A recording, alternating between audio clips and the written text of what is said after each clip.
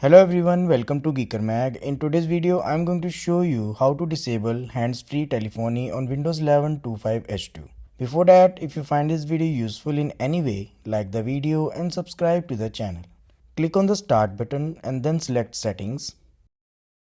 In the Settings, switch to Bluetooth and Devices. And then on the right side, select Devices.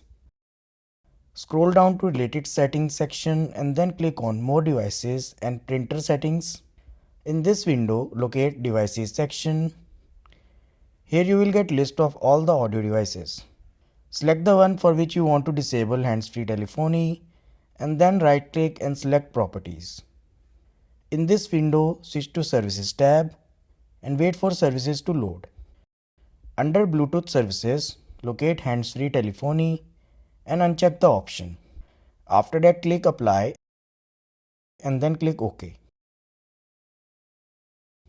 And this will disable the hands-free telephony feature. At any point you want to restore the changes, simply check the same option and apply the changes. I hope this helps. Thanks for watching.